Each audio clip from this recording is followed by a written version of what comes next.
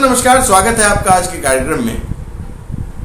कहते हैं आप अगर कोई भी अपराध करके अगर भारतीय सिस्टम में हैं तो आज नहीं तो कल आपको सजा हो ही जाएगी। लेकिन आज जो हुआ वो इसका ठीक उल्टा था। एक ऐसा विभत्स कांड 11 जुलाई 2006 को मुंबई में शाम के वक्त 7 जगहों पर ट्रेनों में धमाके होते हैं। 189 लोग मारे जाते हैं, करीब 800 लोग घायल हुए थे इसमें, और उसके 12 आरोपी पकड़े गए।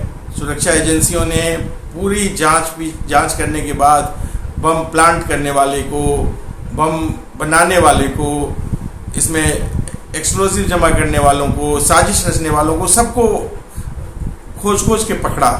12 लोगों को पकड़ा और उसके बाद क्या हुआ, इन पर मुकदमा चलाया गया।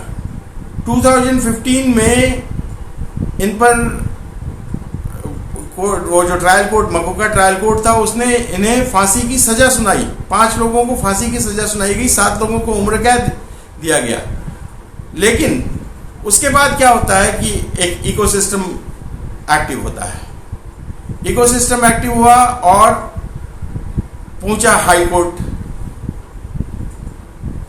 इसी साल जनवरी तक इसकी जो पूरी फॉर्मेलिटी तय की गई कि कैसे कैसे ये सारे जो आरोप हैं ये मनगढ़ंत हैं, ये नकली हैं, ये सारा नैरेटिव बनाया गया।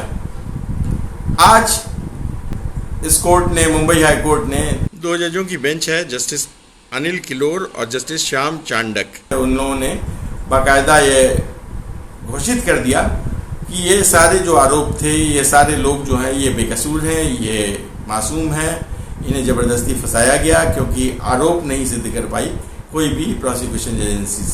प्रोसिक्यूशन एजेंसीज ने साफ जबकि तय कर लिया था, देखा, वो पाया था कि कौन किसने प्लांट किया बम और किसने बनाया। लेकिन जो हाई कोर्ट है उसकी नज़र में ये जो आरोपी हैं ये बेकसूर हैं। मैं आपको बताऊं इस केस की डिटेल अगर, तो आप सुनकर चौंक जाएंगे कि कैसे एक ही न्यायिक सिस्टम उसको कसूरवार मानता है, लेकिन अगला न्यायिक सिस्टम अगर जो अपने आप को हाई कोर्ट मानता है, वो न्यायिक सिस्टम इन लोगों को अचानक बेल नहीं, पूरी की पूरी सजा माफ़ी, ये मतलब कोई भी कसूरवार है ही नहीं। अभी आपको बताता हूँ कैसे क्या हुआ पूरा मामला। जैसा कि मैंने आपको बताया कि 7/11/2006 को ये वहाँ पर 7-11 ब्लास्ट के नाम से जाना जाता है, और मुंबई में 7 जगहों पर ट्रेनों में ब्लास्ट हुए थे और RDX रखा गया था, प्रेशर कुकर में रखा गया था। सभी जगहों पर अचानक करीब 15-20 मिनट के अंतराल पे सभी जगह लगातार धमाके हुए थे।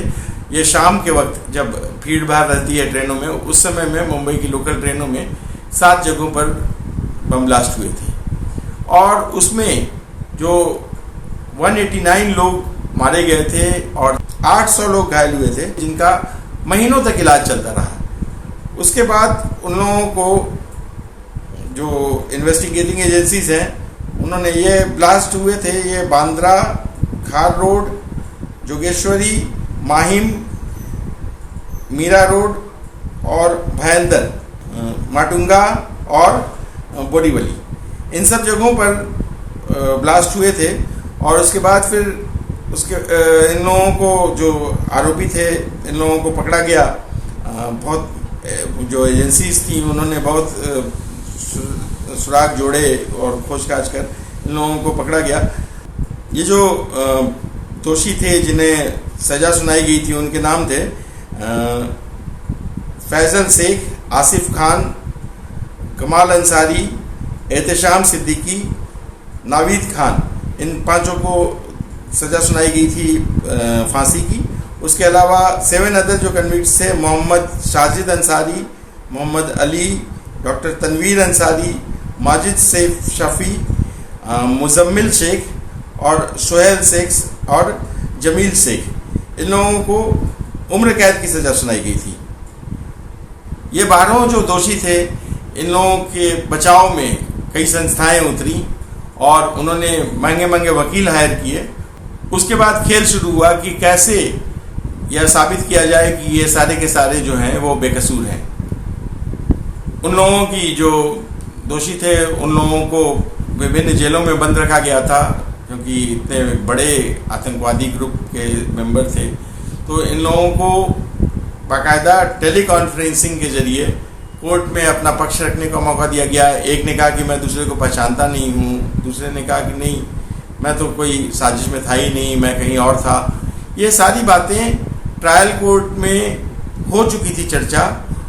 उस समय यह साबित हो चुका था, क्योंकि उसमें से 11 का जो कन्फेशन था उसको कोर्ट ने माना था कि यह स्वीकारोक्ति की उन्होंने, हाँ मैंने ऐसा किया है। लेकिन हाई कोर्ट में यह साबित कर दिया गया कि नहीं, ये सारी बातें जो है, ये सारे आरोप जो हैं वो मनगढ़ंत है, और ये जो कन्फेशन है इनका, जो इन्होंने जो माना है अपराध को, वो दबाव में माना, क्योंकि पुलिस ने उनकी पिटाई उटाई की थी। अब सोचिए, ये चूंकि पुलिस के पास पूरे सबूत थे कि कहाँ से हथियार जमा किए गए, कहाँ से RDX जमा किया गया, कहाँ से जो उन लोगों को बनाया गया और कहाँ कैसे प्लांट किया गया, इस सारे सबूतों को कोर्ट ने मनगढ़ंत करार दे दिया। कोर्ट ने कहा कि पुलिस ये साबित, जो सुरक्षा एजेंसियां हैं वो यह नहीं साबित कर पाई कि ये किस तरह के एक्सप्लोजिव थे, जबकि साफ था कि ये RDX थे। उसके बावजूद कोर्ट ने कहा कि नहीं, ये साबित नहीं हो पाया कि किसने कहाँ रखा, किसने प्लांट किया, इसका कोई ठोस सबूत नहीं था। जबकि पुलिस के पास, जो इन्वेस्टिगेटिंग एजेंसीज थे, उनके पास ऐसे लोग भी थे जिन्होंने देखा कि यही व्यक्ति बम प्लांट कर रहा है। लेकिन हाईकोर्ट में क्या हुआ, हाईकोर्ट में कहा गया कि चूंकि जो देखने वाला जो चश्मदीद था उसकी गवाही करीब साल भर बाद हुई थी, तो उसने कहा, हाईकोर्ट का कहना था कि 1 साल बीत जाने के बाद कोई आरोपी को पहचान नहीं सकता है, और इस आधार पर वो कह दिया गया कि नहीं, वो तो मासूम था, उसको जबरदस्ती फंसाया जा रहा है। जबकि चश्मदीद गवाह ने अपने खुलकर कहा कि नहीं, मैंने इसको देखा है बम प्लांट करते हुए। चश्मदीद गवाहों ने यह भी बताया कि ये जो एक्सप्लोजिव्स हैं वो कहाँ से खरीदे गए, वो कैसे बनाए गए। लेकिन कोर्ट ने सबको, जो हाई कोर्ट है, क्योंकि उसको हाई होने का जो एक अपना फर्ज निभाना था, तो उसने, हाई कोर्ट ने सारे जो आरोप थे उसको दरकिनार कर दिया। हाईकोर्ट का फैसला कैसे शुरू हुआ, वैसे ही जैसे शुरू हुआ हाईकोर्ट का फैसला, वैसे ही सुरक्षा एजेंसियों को समझ में आ गया कि ये वास्तव में किस तरह का फैसला है। आपको सुनाऊं मैं, हाईकोर्ट का फैसला 671 पेज का फैसला लिखा गया है। बाकायदा एक एक बात का ध्यान रखा गया है कि इस तरह से बनाया जाए ये केस कि आगे अपील करने की गुंजाइश नहीं रह जाए। मैं आपको सुनाता हूँ शुरुआत कैसे हुई, जो हाईकोर्ट ने पढ़ना शुरू किया कि punishing the actual perpetrator of a crime is a concrete and essential step towards curbing criminal activities। मतलब कि अगर किसी को सजा देनी है तो उसके खिलाफ आपके पास पूरे के पूरे सबूत होने चाहिए, पूरे के पूरे आपके पास गवाह होने चाहिए। लेकिन आप लोगों ने एक फॉल्स, उन्होंने, कोर्ट ने आगे लिखा है कि but creating a false appearance of having solved a case by presenting that accused have been brought to justice give a misleading sense of resolution। ये कहना था कोर्ट का कि जो सुरक्षा एजेंसियों ने दबाव में आके एक मिसलीडिंग पूरा का पूरा वो बनाया, नैरेटिव बनाया, और झूठे जो आरोपियों को खड़ा किया गया और झूठे गवाहों को खड़ा करके इस केस को साबित करने की कोशिश की गई। यह ट्रायल कोर्ट ने नहीं, यह हाई कोर्ट ने कहा। अब सोचिए इनका ये इकोसिस्टम कितना स्ट्रांग है, कितना मजबूत है कि कम से कम 800 लोग घायल हुए हैं 200 के करीब 189 लोग आपके देश के मासूम बेकसूर लोग मारे गए हैं, जिनमें कई धर्मों के लोग थे। उसके बावजूद जो हाई कोर्ट है उसको ये नैरेटिव, ये सारा का सारा जो है, ये लग रहा था कि ये एक लीपापोती की कार्रवाई की गई है और सारे के सारे 12 आरोपी अब खुली हवा में सांस लेंगे। हालांकि जो सुरक्षा एजेंसीज हैं, इन्होंने कोर्ट को, इस कोर्ट के फैसले को आगे चैलेंज करने का फैसला किया है कि सुप्रीम कोर्ट में भी जाएंगे। लेकिन जब हाई कोर्ट ने ऐसे डिसीजन पलट दिया तो आगे सुप्रीम कोर्ट में क्या होगा उसका आप अंदाजा लगा सकते हैं। इस पूरे फैसले पर आपके क्या विचार हैं, कमेंट बॉक्स में बताइएगा जरूर। आज के वीडियो में इतना ही। अगले वीडियो में फिर किसी और मुद्दे के साथ आपके सामने उपस्थित होंगे। तब तक के लिए धन्यवाद, नमस्कार, जय श्री राम।